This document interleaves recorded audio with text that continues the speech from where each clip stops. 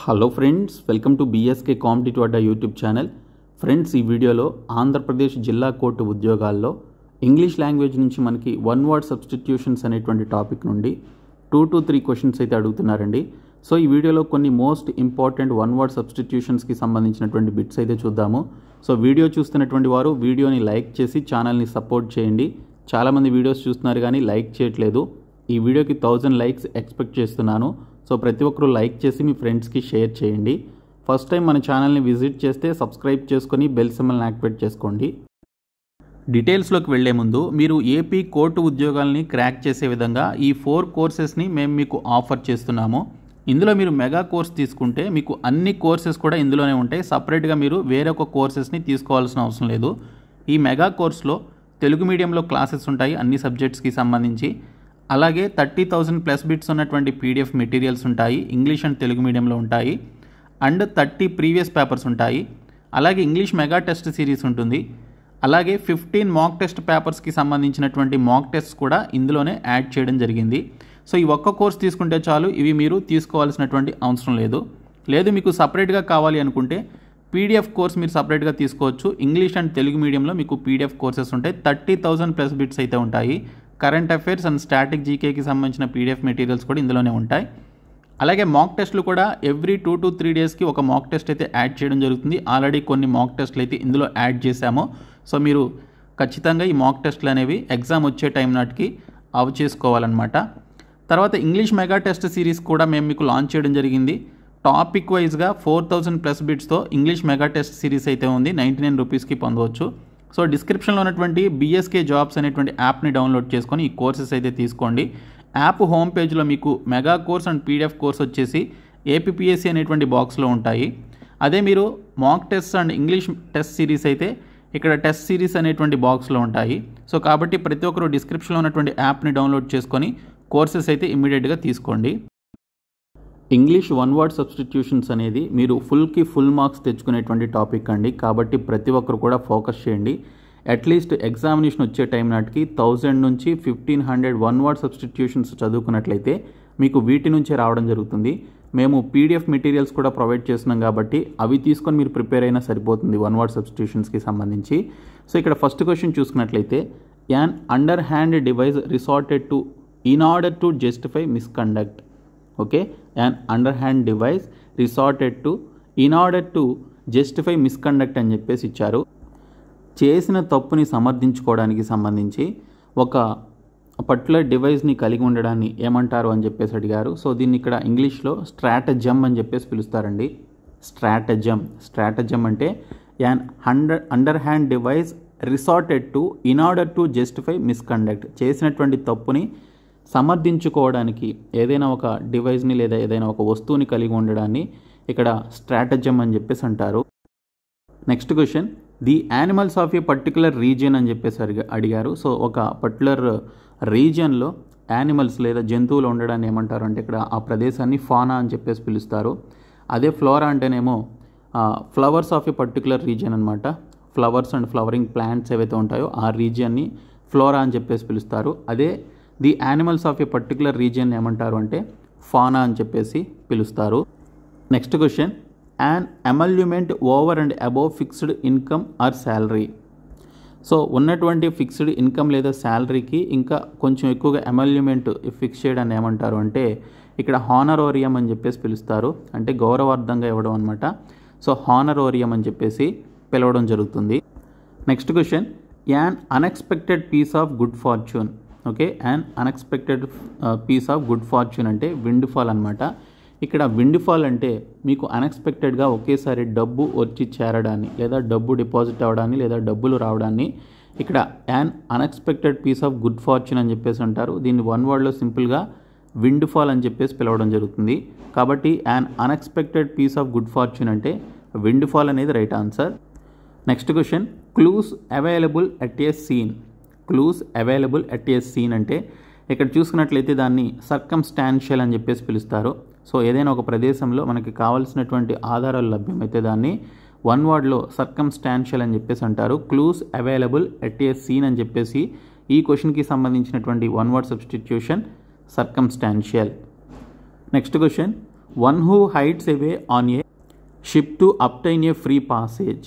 Okay, ఏదైనా ఒక షిప్లో ఒక వ్యక్తి ఎవరికి తెలియకుండా సీక్రెట్గా అందులోనికి వెళ్ళి దాక్కొని ఫ్రీగా ప్రయాణం చేసినట్లయితే దాన్ని ఏమంటారు అంటే స్టవ్ అవే అని చెప్పేసి పిలుస్తారు. స్టవ్ అవే అని అంటారు. So one who hides away on a ship to obtain a free passage. To obtain a free passage అంటే సో ఎటువంటి ఖర్చు లేకుండా ఫ్రీగా ప్రయాణం చేయడం అనమాట. షిప్లో దాక్కొని ఎవరికి తెలియకుండా సీక్రెట్గా దాక్కొని షిప్లో ఫ్రీగా ప్రయాణం చేయడాన్ని ఇంగ్లీష్లో వన్ వర్డ్లో మనం ఇక్కడ స్టవ్ అవే అని చెప్పేసి పిలుస్తాము. Next question, to look at someone in an angry or threatening way. So మీరు ఎవరి వైపైనా చాలా కోపంగా కానీ లేదా వారిని భయపెట్టే విధంగా కానీ మీరు చూసినట్లయితే దాన్ని ఇంగ్లీష్లో వన్ వర్డ్లో ఏమంటారు అని చెప్పేసి అడిగారు. సో దాన్ని గ్లోవర్ అని చెప్పేసి పిలుస్తారు. GLOWER. ఓకే, గ్లోవర్ అంటే to look at someone in an angry or threatening way. So దీన్ని మనం ఇంగ్లీష్లో వన్ వర్డ్లో గ్లోవర్ అని చెప్పేసి పిలుస్తాము. Next question, pertaining to cattle అని చెప్పేసి అన్నారు. సో జంతువుల్లో ఇక్కడ మనకి క్యాటిల్కి సంబంధించి ఆవులు కానీ ఇంకా కౌస్ ఏవైతే ఉంటాయో సో వాటికి సంబంధించిన దాన్ని ఇంగ్లీష్లో ఏమంటారు అంటే బోవైన్ అని చెప్పేసి పిలుస్తారు. బోవైన్. పర్టైనింగ్ టు క్యాటిల్ అంటే బోవైన్ అని చెప్పేసి వన్ వర్డ్లో మీనింగ్ వస్తుంది కాబట్టి సో పర్టైనింగ్ టు క్యాటిల్ అంటే బోవైన్ అనమాట. Okay, bovine. సో ఇది చాలాసార్లు అడిగినటువంటి బిట్ అండి. Next question, something that causes death అంటే మరణానికి కారణమైనటువంటి దాన్ని ఏమంటాము అంటే ఫ్యాటల్ అని చెప్పేసి పిలుస్తాము. Okay, fatal. Something that causes death అంటే ఏదైనా మరణానికి కారణమైనటువంటి దాన్ని ఫ్యాటల్ అని చెప్పేసి అంటారు. సో ఫ్యాటల్ అంటే something that causes death. Next question, A post with little work but high salary. Okay, so A post with little work but high salary అంటే ఆ పోస్ట్లో చాలా తక్కువ పని ఉంటుంది కానీ శాలరీ మాత్రం చాలా ఎక్కువ ఉంటుంది. సో దాన్ని ఏమంటారు అంటే సైన్ క్యూర్ అని చెప్పేసి పిలుస్తారు. Sinecure. Okay, sinecure అంటే post with little work but high salary అని చెప్పేసి వన్ వర్డ్లో మీనింగ్ అయితే సైన్ క్యూర్ అనమాట. Next question, to struggle helplessly అని చెప్పేసి అడిగారు. టు స్ట్రగుల్ హెల్ప్లెస్లీ అంటే నిస్సహాయంగా పోరాడడాన్ని ఇంగ్లీష్లో వన్ వర్డ్లో ఏమంటారు అంటే ఫ్లౌండర్ అని చెప్పేసి అంటారు.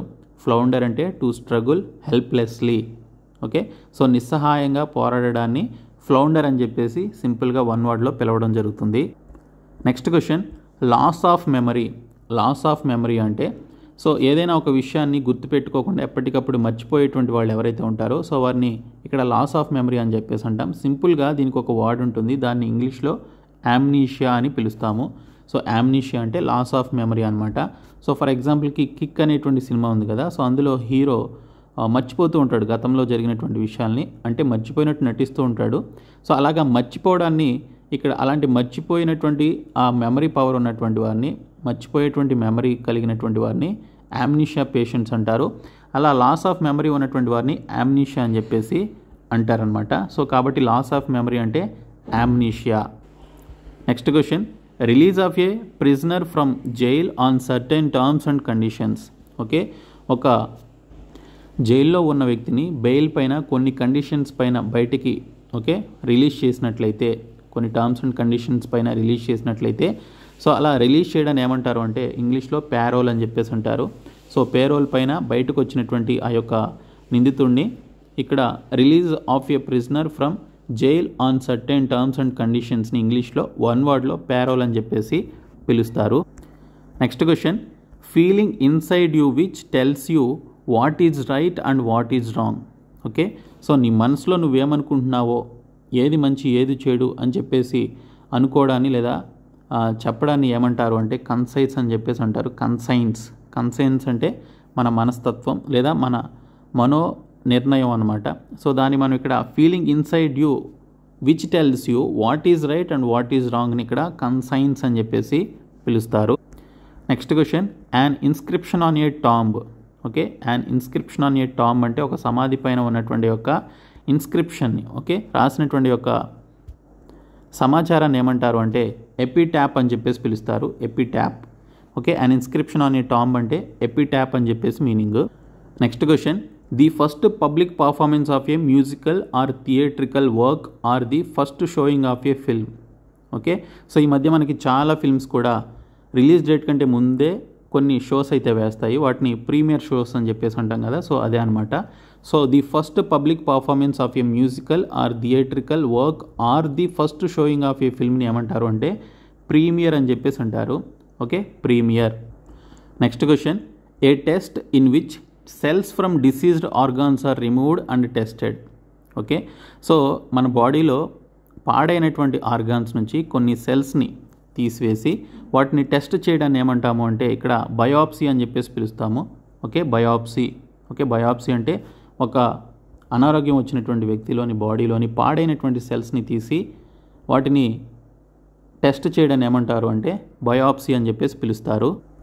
నెక్స్ట్ క్వశ్చన్, స్టీల్ థీలీ డన్ అని చెప్పేసి ఇచ్చారు. ఇక్కడ స్టీల్ థీలీ డన్ అంటే సరప్టీషియస్ అని చెప్పేసి మీనింగ్ వస్తుంది. సరప్టీషియస్ అంటే ఇక్కడ మీనింగ్ సీక్రెట్లీ అనేటువంటి మీనింగ్ కాబట్టి ఇక్కడ స్టీల్ థీలీ డన్ అంటే చాలా సీక్రెట్గా చేయడం అని చెప్పేసి మీనింగ్ కాబట్టి సరప్టీషియస్ అనేది ఈ స్టీల్ థీలీ డన్ అనేటువంటి దానికి సంబంధించినటువంటి వన్ వర్డ్ అనమాట. సో స్టీల్ థీలీ డన్ అంటే సరప్టీషియస్ అని మీనింగ్, సరప్టీషియస్ అంటే సీక్రెట్లీ.